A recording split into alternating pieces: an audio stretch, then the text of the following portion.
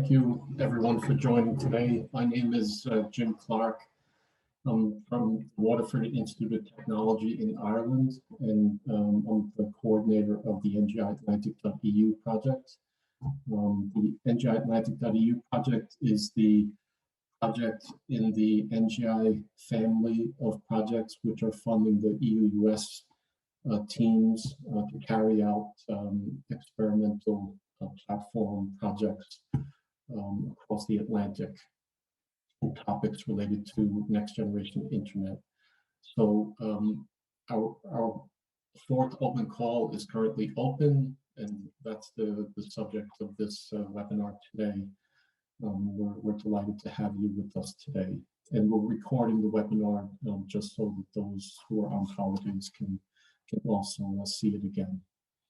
So I'll just briefly outline the agenda for you.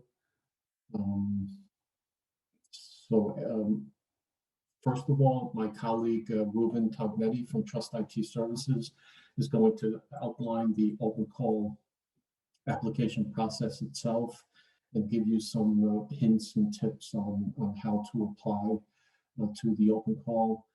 Then I will cover the topics in a bit more detail and then present some US partner funding opportunities. And then we have one or two applicants that are willing to present today, and we'll have an open floor for anyone who wants to present an idea today. And then we'll just go through some frequently asked questions and lessons learned from the previous open calls before we close. Okay, so Ruben, if you want to take it away and present the application process. Yes, hello. Thank you, Jim. Good afternoon to everyone. Let me go through the slides. So thank you all for attending the this webinar for the fall open call from NGIatlantic. Like probably the majority of you already know our website and our project, but for those who don't, like a brief overview of our project. So NGIatlantic, it's we start like at the beginning of last year, and we last until June of 2022. And we are funding NGI experiments, and our like main key feature is about that part of the website that we'll see better like in the next slide. So the process works that you need to form a team between EU partner and at least one EU partner and US partners, can be multiple, of course. Like after application, we have an external advisory group that will evaluate all the applications, and basically the winners will be founded in our pool. We already on the fall open call, we successfully finished our 3 open call before this one, and this fall one will be open until mid-September. So how does it work? So if you go on our website, the NGIatlantic.eu, you can see that we have all the information, and you can see under about and under open calls, you can find all the information about the projects, about the open calls, about the evaluations, and there are also an FAQ sessions with all the most common questions that have been answered. And we have copy and pasted this on one page so that you can find all this information in one page. Of course, you can see apart from the news and events, you have like a section where you can see all the experimental catalog. That is basically all the previous projects with the results that will be listed on that page. So you can already see all the other projects what they've been working on. Apart from that, if you're looking for a partner or you want to give visibility to your organization, we have a tuning lab that we can see on the slide.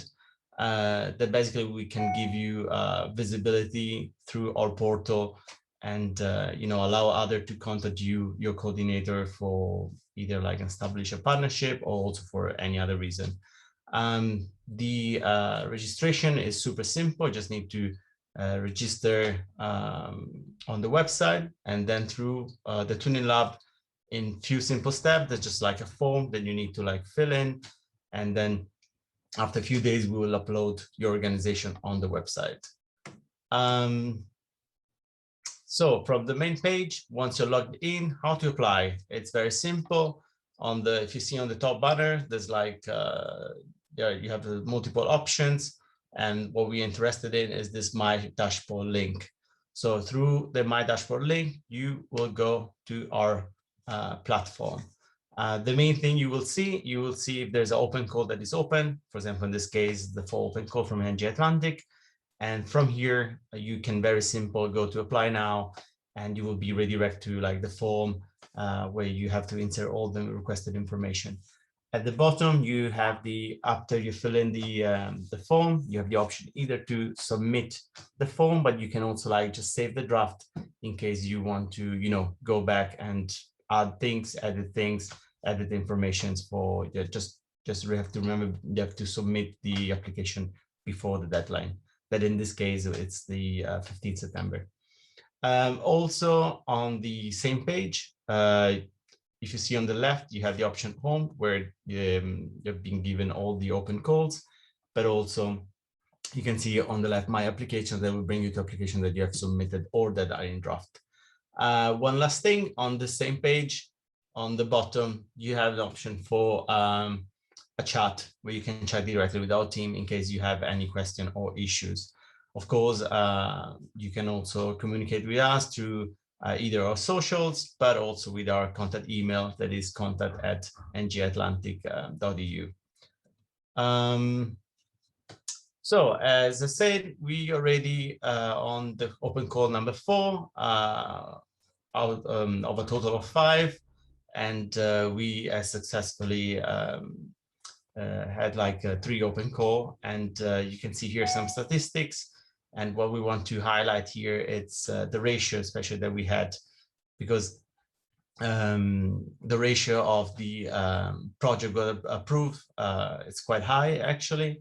It's for the first one was 1 out of 3.5. For the second was 1. For the second open call was 1 out of 4.6, and for the third one, 1 out of 4.1. This is like far better than the average H2020 ratio that is normally 1 out of 20. Also, like if you're interested in other numbers, you can see the total numbers of applies we received for all the 3 open calls. That it was been 27, and of this 77, and out of the 77, 20 were awarded. And the total budget request was a little bit more than 9 million, allocated 2 millions, and so on. Like you can see all the numbers we received in these 3 open calls.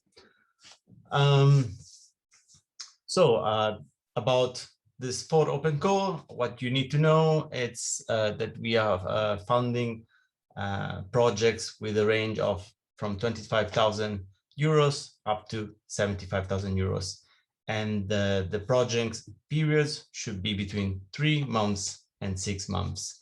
Of course, during these months, we will have some deliverables that have been submitted, so that we can also like insert the projects in this in our catalog, and of course shows the results. For like, if you will have any question, we have a Q&A session later as well. Just please remember that the full open call is open until 15th September. So now I will pass the floor to Jim Clark that will go further with the presentation. Jim, do you want to share the screen? Should I stop sharing? Yes, please, if you could.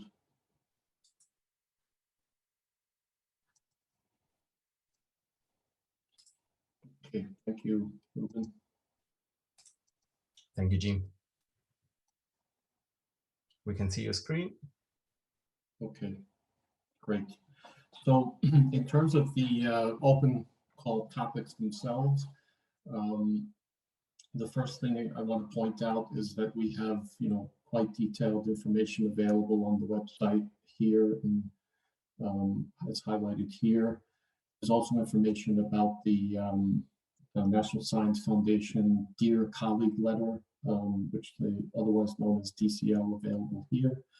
And we had a rather extensive workshop in June it was co-organized between ourselves and the National Science Foundation, and it's available online at this YouTube site. So at this workshop, we delve into the topics in a bit more detail, and we have speakers from both sides of the Atlantic discussing about the topics. Before we get into the topics themselves, I just want to point out the strategy that the project has been using on selection of the topics themselves is we're more or less mirroring what's going on in the NGI initiative itself, because our project is looking to bring the results from the NGI initiative or from the communities around the European Union that are working on NGI. We're looking to bring those results that are already available within the topics that they're covering, let's say. So in the first two open calls, we covered the first tranche of topics that the NGI initiative was focusing on. So privacy and trust enhancing technologies, decentralized data governance, and better search and discovery, or discovery and identification technologies. And now we're moving towards the second tranche of topics that the NGI initiative is covering, which I'll go through in a bit more detail. And in addition to that, now that the National Science Foundation have an open program, which is aligned with our program for funding US partners, they have become more involved in the actual selection of the topics themselves. Okay, and just to be very clear as well, even though we're mirroring the topics from the NGI initiative itself, our open calls are open to everyone. It's not, it's not just funding open call projects from our sister projects that are in those topics. So even if you're not involved in other NGI initiative projects that were funded, as long as you have results yourselves and you want to team up with a US partner to experiment with those results, you are more than welcome to participate in our open calls. Okay, so we're open for all, basically. In our second open call, we decided to have two categories of applications. The first category is specifically for EU-US experimental platform interconnection. So what this is for is, not necessarily to run experiments if they don't want to. It's just to enable large, or it could be any platform. It could be medium-sized, small-size, or even large-size platforms to interconnect with each other. Okay. Now, if they're teamed up with innovators that want to test some results, that's fine as well. But it is possible for just platforms to come together, interconnect with each other, and I'll explain a bit more in detail later on the reason we have this particular category. And then the other category is the more traditional teams working on experiments with key enabling technologies, so like AI, IoT, security, privacy technologies in 5 specific NGI topics, which are listed here, and I'll go through them in a bit more detail. Okay, and in this call, we only have one type of proposal. In previous calls, we had longer term and shorter term, but in this call, we only have one. And the reason for this is because now that we have an NSF Dear Colleague Letter Supplemental Support, I'll explain this in more detail later, but their funding levels match up better with the what we call the shorter term. So, as Ruben said earlier, it's minimum 3 months, maximum 6 months duration, with minimum 25,000 to 75,000 range. And with this budget, we're looking to have 8 to 12 projects being funded with a total budget of $600,000 for Open Call 4. Okay, so the first category, as I mentioned before, is for the twinning of EU and US established designers and facility providers of experimental platforms, infrastructures, test beds, and they're coming together for a specific purpose, obviously to enable experimentation in the NGI areas on both sides of the Atlantic, and to interconnect with each other, to offer their facilities on a continuous basis to its community of experimenters and application developers in many NGI-related topics. And it would be expected that these facilities, should they receive the project funding, could be used for experimentation of NGI projects, either in the present or in the future. Now, if in the future they want to join up with another project, of course, they can join up with a team and put in for additional budget in a future call. So we wouldn't be limiting their possibilities, but we just make it very clear that if they're going to be awarded, they're supposed to remain available for NGI experiments. Then when we move towards the 5 topics themselves, so again, as I said before, we're using more or less the same topics that are available in the NGI initiative, where results are now coming from the various projects. So there's a project called NGI Pointer, which is funding open call projects in this particular topic on open internet architecture renovation. If you look at the workshop that I mentioned earlier, you'll actually see a video of some of the types of projects that are being funded. Okay, so this topic will focus on experiments supporting communities of developers and ensuring the internet architecture evolution towards better efficiency, scalability, security, and resilience. So it could be looking at auditing, testing, and improving protocols and open source software and hardware that are used to manage the internet with renewed design goals such as isolation of contingencies, redundancy and self-repair, disruption tolerance, transparency, and better real-time behavior and energy efficiency. And looking at the ability to roll out at internet scale should be assessed as part of the proposed solutions. Okay, the next topic is on strengthening trustworthiness and resilience of the internet. So this is focusing again on experimentation of results on the NGI topics related to increasing trustworthiness and resilience of the internet.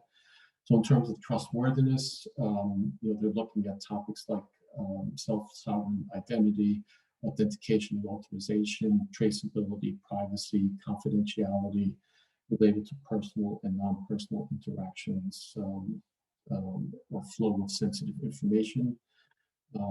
And also seeing how federated, collaborative, or decentralized technologies for supporting internet-wide e-identities with various levels of identification, reputation, and trust can be utilized. Okay, in terms of resilience, this includes approaches for monitoring, detection, and mitigation to counter large-scale disruptions and failures, looking at ongoing and pending cyber attack intrusions, and support for crisis situations.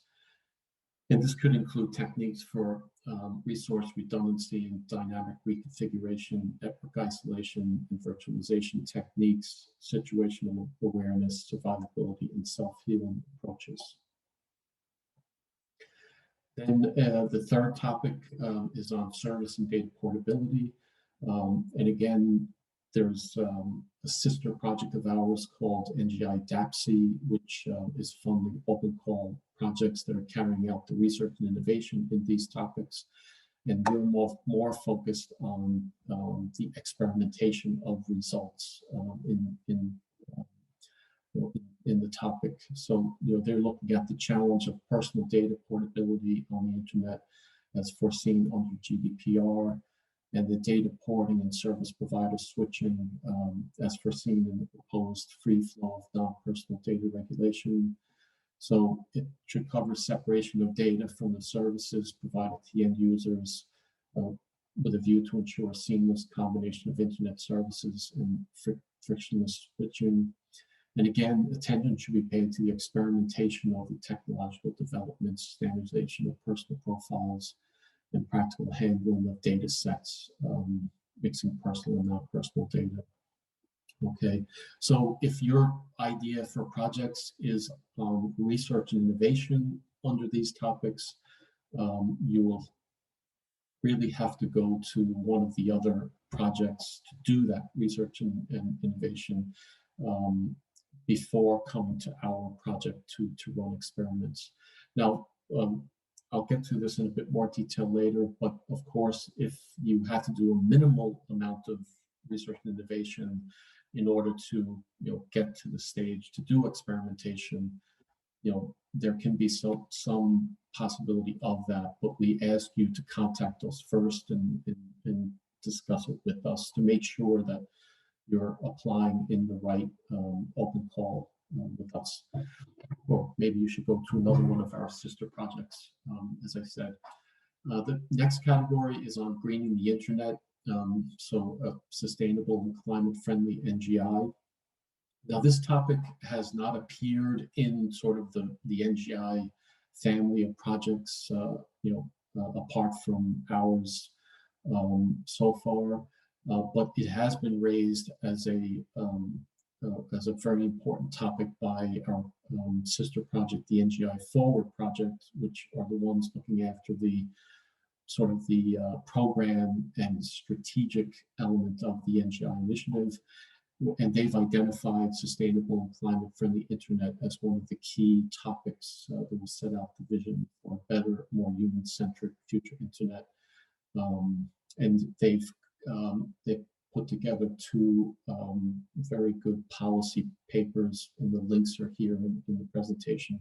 So if you're going to put something in this this topic, and again, please, you're going to be focused on experiments of results related to use case implementations of innovative internet technologies and transparency mechanisms on US experimental platforms to show the fight against climate change with significant improvement of energy efficiency, carrying out measurements to create awareness of environmental impact of the internet, and the promotion of technologies that help reduce the energy consumption and carbon emission. Okay, so again, we ask you, please have a look at these two documents from NGI Forward, whose links are provided here, to give some idea as to what's happening in this field. And we will welcome applicants that can provide an experiment with transparency mechanisms and sustainability metrics on the environmental cost of the internet. And this is also a very important topic from the US and the NSF perspective, because they obviously are funding many big, large-scale ICT platforms, and so they, are continuously looking at how to, look at the sustainability and environmental costs of these platforms. And then the fifth project is on internet data sharing and interoperable services. Now, this topic is quite unique in that it was specifically one that was requested by the NSF themselves. It was to mirror one of their program topics. And this in contrast with the service and data portability topic that I mentioned earlier, this topic relates more to the role of data sharing for the purposes of cybersecurity. So, sharing data related to attacks and things like that, rather than for services and applications.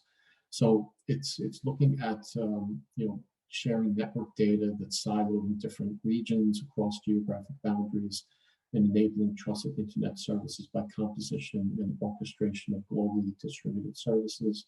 So It's looking to address security and privacy preserving data sharing, which is particularly important to address the rising cyber threats and incidents. Sharing of internet data support the continuous monitoring and data-driven analysis, which is critical to identify the impending ongoing attacks.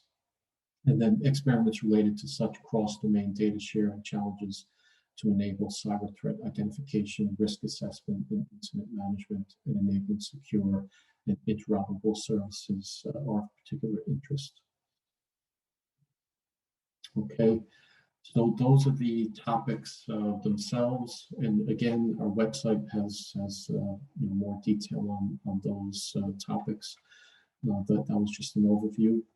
So in terms of the question about how the U.S. partners are funded, when we first started the program, the answer to this was a bit difficult to make because we didn't have a dedicated fund for the U.S. side. But now the good news is we have a dedicated fund for NGIatlantic.eu, but with the caveat that's that the U.S. partner would have to have an existing NSF grant, and I'll explain in a bit more detail here. So, as I mentioned, it's known as the modality that they're using to for this fund. It's called a Dear Colleague Letter Support Supplemental Fund for existing U.S. NSF grantees to team up with NGIatlantic.eu partners if they're successful in application. And it's open to active NSF-funded researchers within these two programs, the Computer and Network Systems Core and the Secure and Trustworthy Cyberspace programs, which are very, very large programs. So it does cover, quite a lot of the different platforms in the U.S. And the way it works is that if the application is successful, the funding that's available for the grantee will be up to $100,000 or 20% of the original grant budget. Their grant from the program, mentioned above, for a maximum duration of 1 year, and the duration must fall within the period of their existing NSF grant. So it's a supplemental fund which will be paid on top of their original grant if they have a successful application. Now, according to the guidelines, the proposers, the applicants, will still have to explain how their U.S. partner will fund their activities independently from the DCL. And that the reason for this is that the U.S. partners, they still will have to go through the NSF's merit review process in order to obtain this DCL funding. And I'll go through that in a bit more detail here.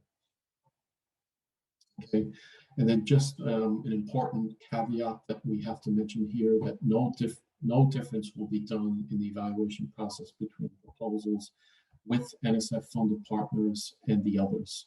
So it doesn't mean that the ones with the NSF-funded partners will get better chance of being successful or not. That they're all reviewed independently, regardless of whether they have put in for or whether the U.S. partner has requested this fund or not. So all proposals will have equal opportunities and will be selected based exclusively on the merits. So the way it actually works is the deadline for submission of the supplemental funding request for consideration is within 1 week after our open call deadline. So it's precisely 1 week after the 15th of September. And my apologies, we don't have the correct date here, obviously. We'll correct that on the slides. So there's 4 things that are required, but the good news is we've actually got this down to 3 things that are required. So the summary of the active research award, including the original research vision, goals, activities, and accomplishments, So this is a page-long description of the research award that the NSF are currently funding. Okay, and they must explain how this is related to the proposed work for NGIatlantic Open Call. The project description that was submitted to the NGIatlantic Open Call, and originally they asked for a bio sketch of the EU lead partner, 1 page, but they now have accepted the PDF from the platform of the application will satisfy those 2 bullet points there. So they don't need to 2 different things.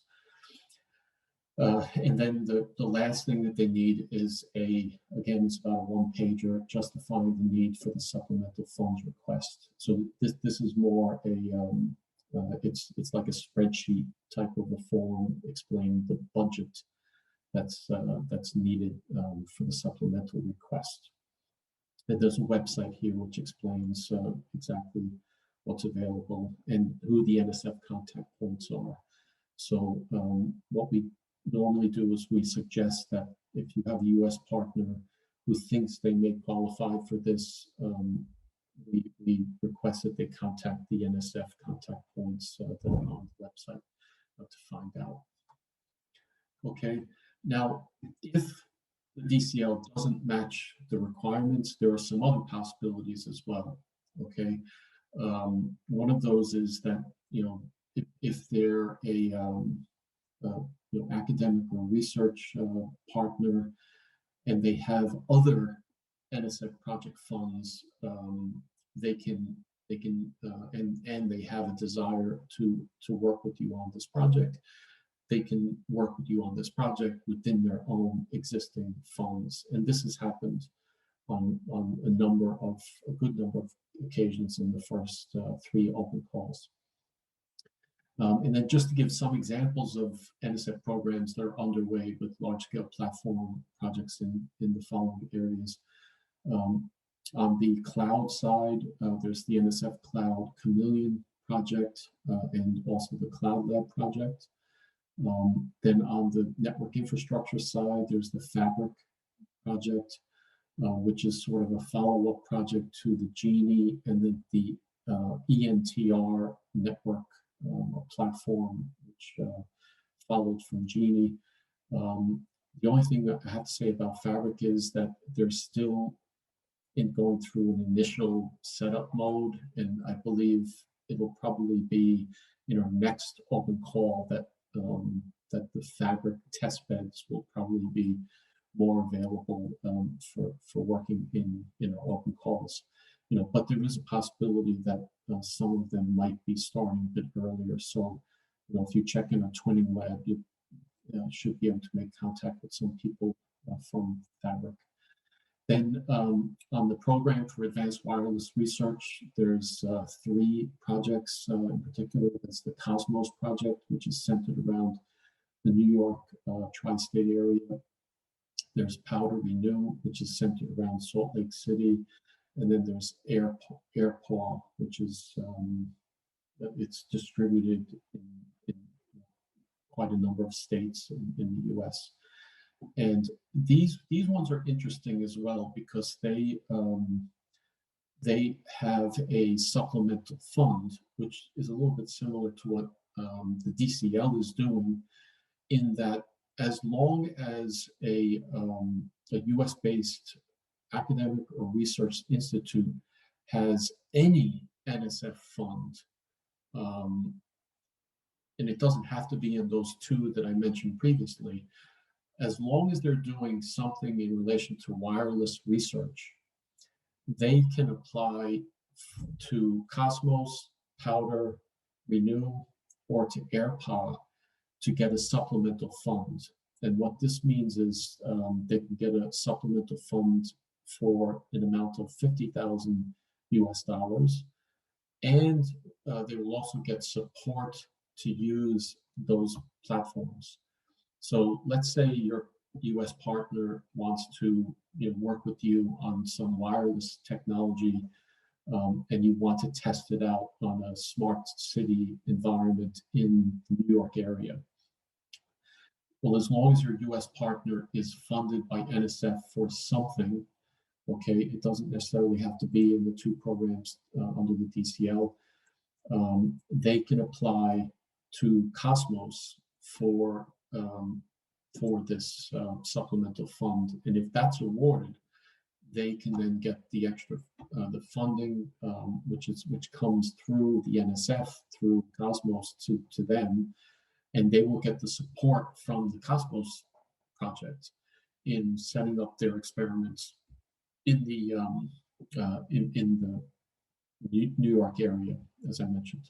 Okay, so that's another possibility, and there's a website here that gives a bit of information here. And then some other examples, there is a program called the International Research and Education Network Connections, or IRNC, and there's been quite a large number of projects recently started, which are specifically looking at how they can work together with international partners. Now, it's not just only with the EU, it's with Asia, South America, and different places. But there is a possibility that you might find some interesting projects from the ones that are funded here who do want to team up with someone in the EU. Okay, so that could be a possibility. And a number of these have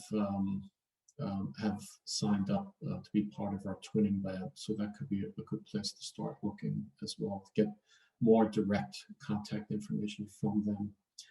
And then lastly, I just want to mention an older program, which was initially set up to tie in with NGI, but it was actually done a bit too early.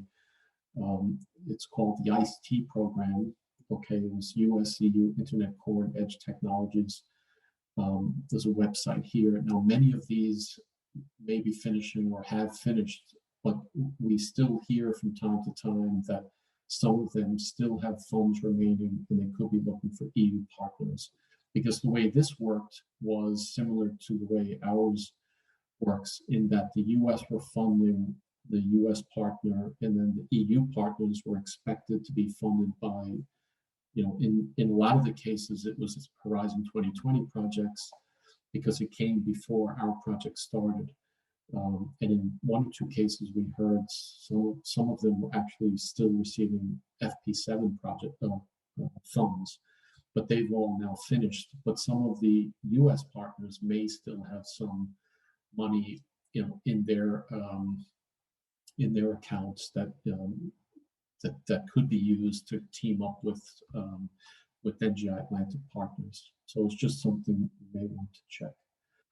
If all the other ones are difficult to find a solution. Okay, so with that,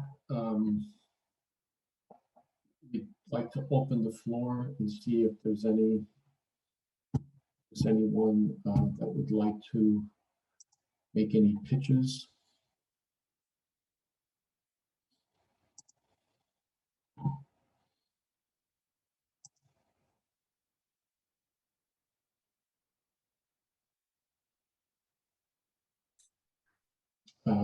There was one person, Hakiri. Did you say you wanted to present something today?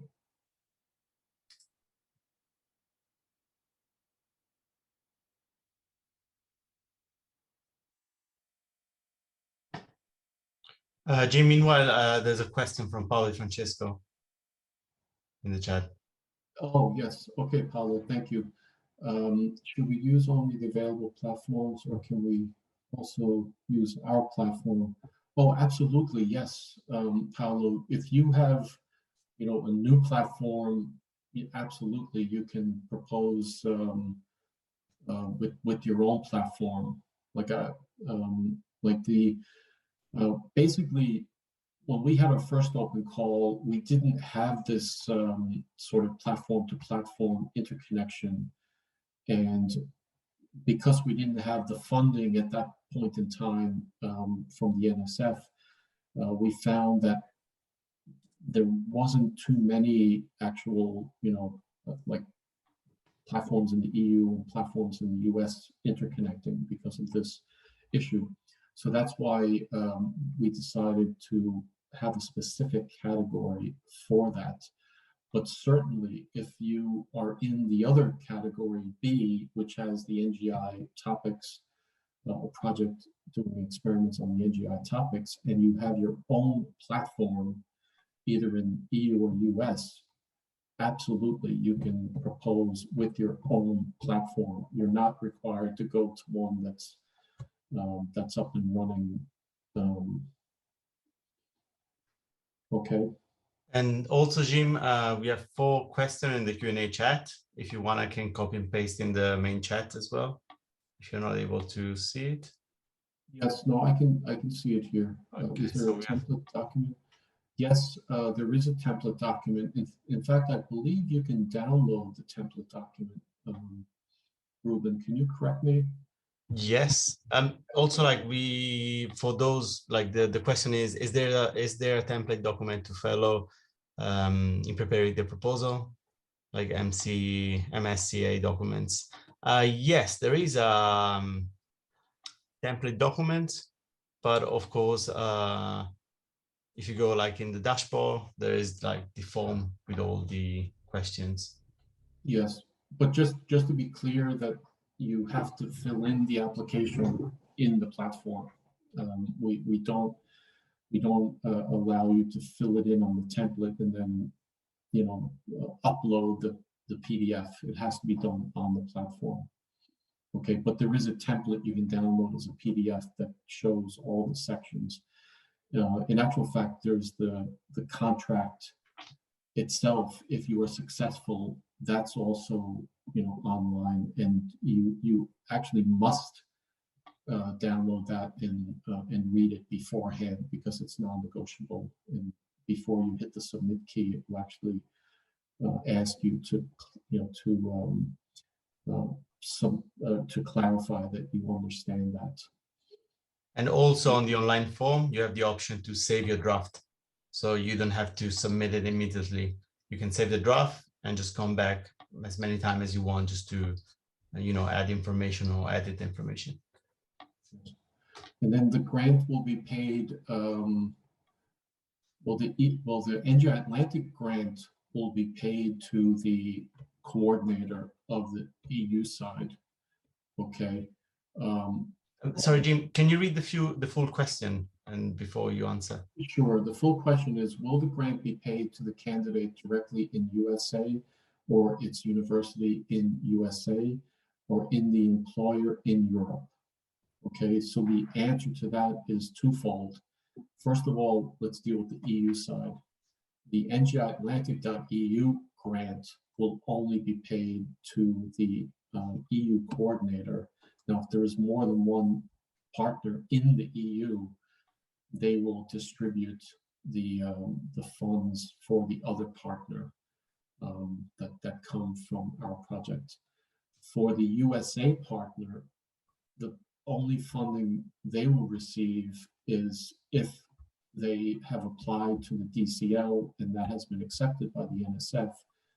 That will come through their normal grant payment, except it will be additional supplemental payment. So, if we take an example of something similar in the EU, although I'm not really aware of anything similar in the EU, if we had a project funded by the European Commission in the EU and we applied for additional funding, it would come directly into the coordinator's account at some particular time if it was accepted. Okay, but this is just it's a modality that is unique to the NSF in the US, where they can, easily and quickly set up supplemental payments to their grantees, their existing grantees. Okay, so the NSF funding will only be given to the US partner that has had their DCL approved, or if they put in for the PAWR supplemental grant. As I understand, that one is also paid, even though the application goes through, let's say, for example, Cosmos. the Cosmos passes it on to the NSF. If the NSF accepts it, then the NSF will pay the actual partner themselves. Okay. Then, as an EU entity, do I need to partner with a US partner who has an experimental platform, or can we both use existing platforms provided by others? Okay, well, the answer to both of those could be yes. So you have to partner with a US partner for sure. If they do not have an experimental platform, then you have to have an experimental platform as an EU entity, because you have to be carrying out some sort of experiments on a platform, okay? Then can we both use existing platforms provided by others? Yes, if you can team up with an existing platform provided by others, then yes, absolutely, that would be a way to go. So you would join up with them as a partner in the project. Okay. So Akram, did you want to present an idea for a project?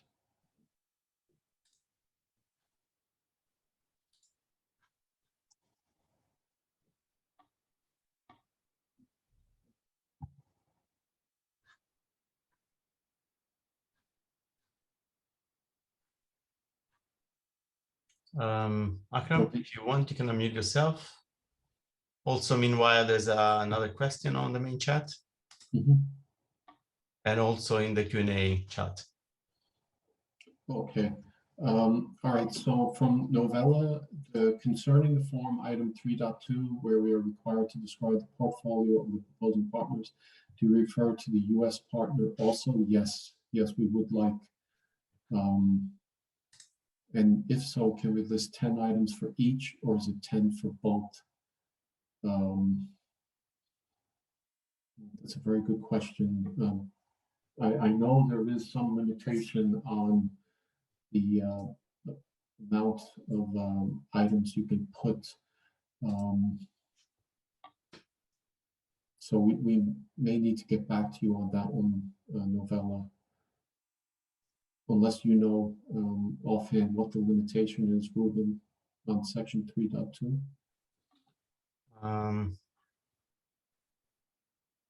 But certainly we'll yeah, we need to check and get back to you on that.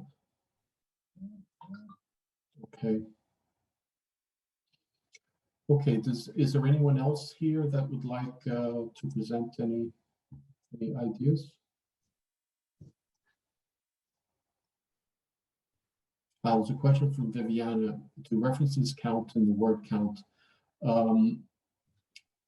It's my understanding, Viviana, and everyone actually, that what we have done in, I think, since the second open call is we've been quite forgiving on the actual word counts. So you will find that if you want to add additional references, you can do so. Isn't that correct, Ruben? sorry, Jim, I was checking on the phone the item 3.2. Can you please repeat? Like, sure. Since the second open call, I think we've been a bit more forgiving on the word count. yes, definitely. Yes, it's so if you go over and you want to include some more references, that's absolutely fine. Okay. And if you have any issues while doing it, please, contact us, and we will get them seen to straight away. And if we have to, we can increase the word count. If you find yourself being stuck. Okay. All right. Well, it looks like Akram has some difficulty in joining, so maybe I'll just continue with the presentation. Oh, now you should be able. It's probably talking now. Yeah. Hello. Yes. Here we go. Oh, hi, Thank you. Akram. Thank you. Yeah. I followed the different I can have a look. The different, events, and I'm really interested. I have a partner in US with which I was working during, the past 10 years.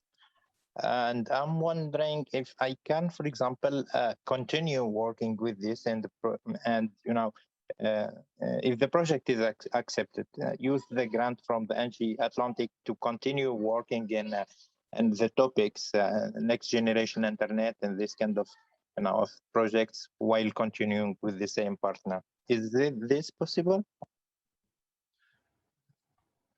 Well, again, you just have to make sure, Akram, that the work you're doing with this U.S. partner is actually, results that are related to the topics in the call, obviously, that are being experimented with a U.S. partner, on some sort of a experimental platform, whether that be in EU, and or US. It could be in both, or it could be in one.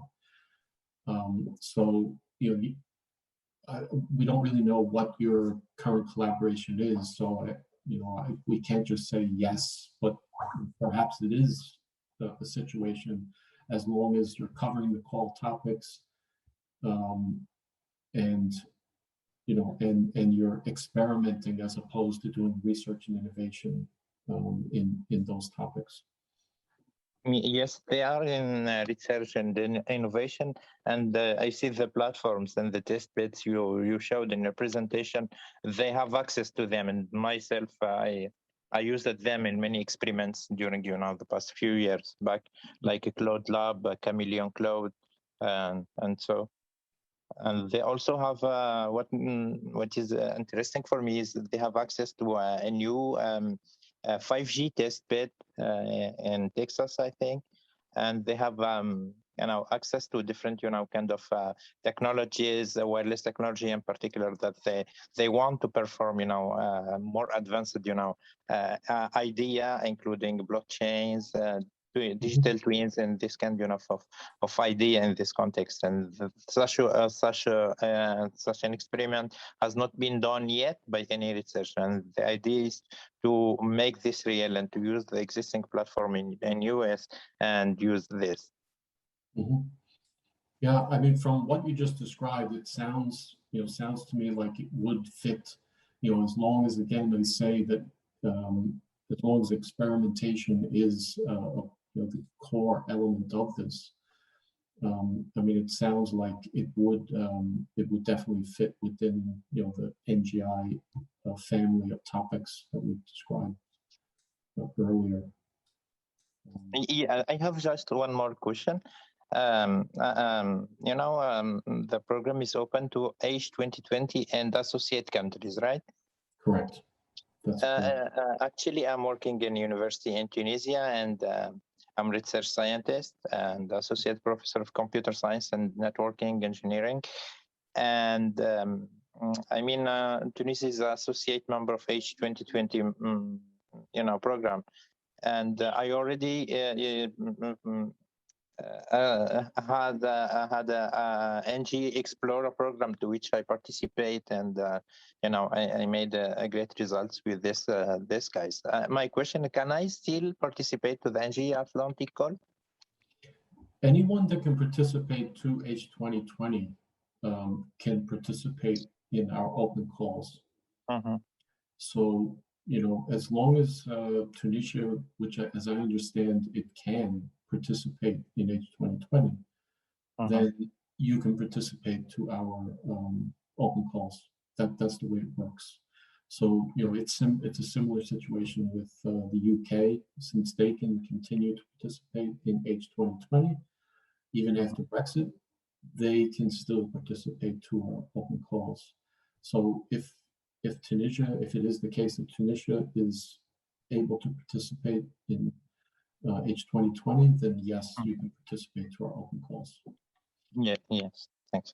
And regarding my NG Explorer program, which finished a few months back, should I provide any certificate or something like that I finished my NG Explorer program? You should definitely mention this in your application for sure, because this this would be seen as, a positive development because you're carrying on from something you've already done as part of NGI. And I'd like to say that for everyone else here as well, that if you have participated to something in NGI already, we specifically ask you to provide that because, and it's not, to limit, what you can do. It's more to, to see that we're building this NGI community.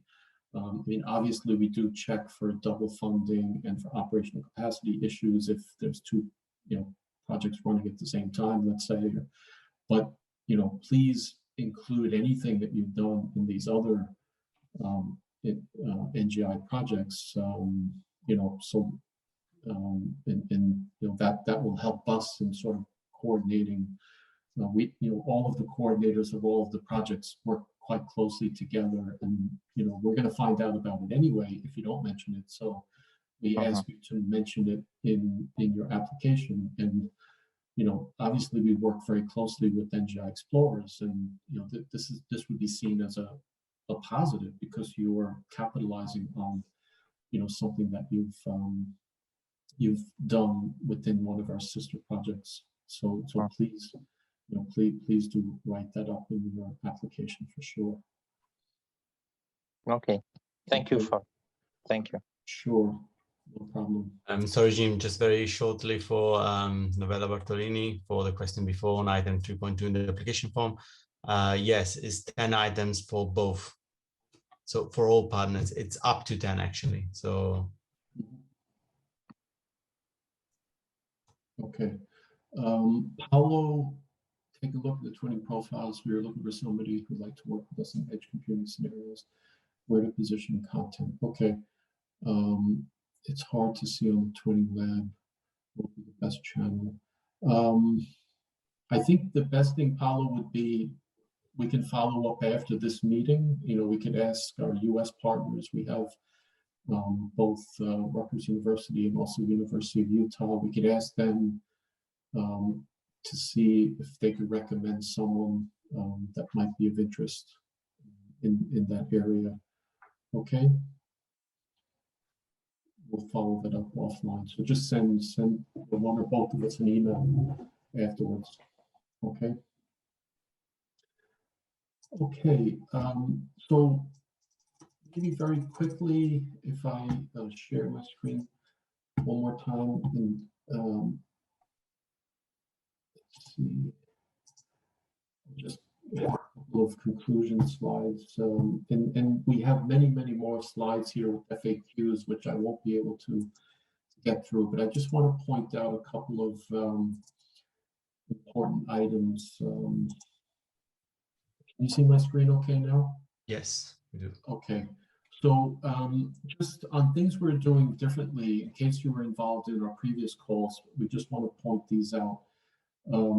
So, as I mentioned before, we have this multi-stream approach. So having, experimental platforms to interconnect for future projects.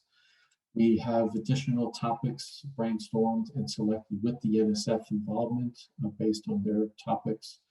There's a dedicated opportunity now for NSF funding for NGIatlantic.eu US partners if they're involved already. Now, this is quite a big change due to the alignment of the funding between EU and US. There's a focus now on the projects that can be a minimum 3 months or maximum 6 months duration with a maximum budget of 75,000 euros. This is to align better with their funding scheme, and also it will enable more funding, more innovators in a large number of projects. Then in terms of the platform requirements, we ask the EU coordinators to sign a declaration of honor, and it has to be submitted with the application, but it only has to be signed by the EU coordinator. However, the US team's PI, or principal investigator, must include a signed letter of support within the DOH, which is signed by the EU coordinator. There's templates for these letters online. So when you're doing the application, you can just download them and then just read them, obviously, and get them to be signed. Okay, so so again, the U.S. team, it's only the principal investigator of the team. It doesn't have to go through the administrative departments in the U.S., which takes a very, very long period of time. And then, as we mentioned before, please include details on past and or present NGI applications, and also EUH 2020 applications. And again, this is just for statistical purposes and to help us sort of better coordinate. The reason they like to know about EUH 2020 is that one of the sort of reasons for, or one of the emphasis in NGI is to attract sort of the, what we call the, non-usual suspects to get involved in these open calls, which have less bureaucracy, less administration, and are easier to participate to. So they're trying to keep track on, who are the newbies, let's say, that are getting involved in NGI. So that's why they are also asking us to collect information about EUH 2020 as well. Okay, and then the other sort of important one, I mentioned it earlier, that if you're a winning project, you will be signing a contract with the project through the coordinator, which is Waterford IT, and this is non-negotiable. Okay, so you can download the contract, have a look at it, and make sure that there's no issues, because there will not be any negotiations at a later stage. And this is we're very strict on this, because in our first 2 open calls, we did enable or allow different changes to be made. And the reason we did this was because we wanted to make sure that we were covering all different types of stakeholders. So from like very small companies, medium-sized companies, large companies, academic, research, the whole gamut. And we made sure that we have a contract which works for everybody. So now we have that, and that's it. So it's become non-negotiable because it's just too long of a process, and it's unfair to everyone else if there's chopping and changing to the contracts. Okay, and before you hit the submit button, you will have to actually sign or state that you understand that this is non-negotiable. Okay, all the relevant documents can be found in the supporting documents link at the bottom of the screen. And we've added additional fields for multi-EU team applications, so we've made it easier for you if you have more than one applicant. And then there's a clearer format of the downloadable PDF version. And then you can use Adobe Acrobat to turn this into a very nice looking Word document as well. Okay, then the other thing as well, we're continuing to do the coaching calls. So if you have any challenging problems that an email with us won't solve, we can have one-on-one coaching calls with you to discuss things a bit more detail. And just some lessons learned from the reviews. So just provide precise, coherent, realistic budget breakdowns. The funding is for effort, travel, and a fixed 25% overhead. Please do not include any inadmissible costs, because the budget categories are very, very clear. So you should not be asking for anything apart from those. Or if you have a question, please ask us, and we'll tell you what to do or what not to do. Please give precise information about the experimental platforms. Don't leave it up to the evaluators to Google them or look for them, try to find the links. So provide the links for the evaluators, okay, so that they don't have to start looking for them. And just highlight the details, okay? And these details could also be used to obtain the supplemental funds from the NSF as well.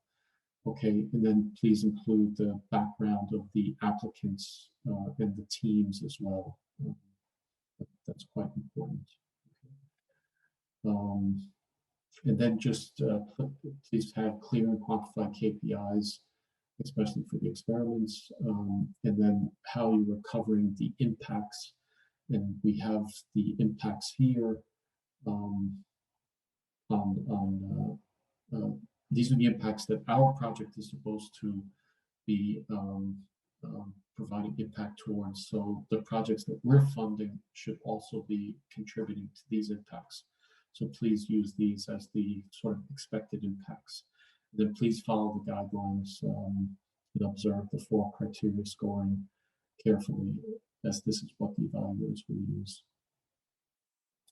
Okay, I really won't have time now to go through the FAQs, but there's quite a few number of slides here. But just one that keeps coming up time and time again, and I'll just close with this one, is on travel. So in normal times, we would be suggesting to have at least 2 travels, or if it's a long project, you could perhaps fit in 3. But as you all know, that we're still dealing with COVID-19, and as of today, the ban on travel from EU Schengen, including Ireland and UK, is still in effect in the US. And there was recent press, I think yesterday, that that the US travel ban is being extended, or it's not being extended, but it's not being ended. So it is being extended in that regard. So what we're saying is you should consult with your institutions and local policymakers in relation to policies on travel restrictions in the revision period of the project, if successful, and reflect accordingly in your application. Okay, and then there's just many other FAQs here, which we'll share the slides with everyone. Okay, and and our email addresses are here, and then the FAQ link is here. If you have any questions, you can send it to us at contact@NGIatlantic.eu. We'll answer. And if there's still time, we can have the coaching calls with you to answer the queries. Okay, and then I've also included myself and Ruben's email here, the Twitter, LinkedIn, newsletter. Okay, so that's all from my side. And again, thank you for all attending the webinar, and we look forward to hearing from you and receiving the applications. Ruben, did you want to say anything else, or? No, just one last thing, of course, like the majority of our news will be posted on our social, especially the Twitter channel. But also, if you really want to stay updated with all our news, events, information, open calls, you should definitely register to our newsletter. And as per usual, please don't wait until the last minute. And as Ruben says, you can save his draft and then submit when you're all ready. Okay. Yes, please. Talking about lesson learned, if you can submit at least a couple of days before the deadline, that's better, because of course, if all of you submit on the last day, the system might be overcharged, and you might face some issues. So as you can now save in draft and then easily submit, it's better if you submit not the very last days, but a couple of days before the deadline. Yes. Then in terms of where the slides will be, I think, Ruben, you normally put them on the site where the webinar is? Yes, it's the same web page where the webinar is published. Okay. Okay, so the slides and the recording will be available in a couple of days, I'd say. Okay. Or the slides can go up straight away, but the recording might take a day or 2. Okay, well, thank you everyone for attending. And if you have any questions, please contact us. Okay, thank you all. Thank you very much, Jim, for the presentation and for the session. Thank you. Have a great evening, everyone. Thank you. Bye-bye. Bye.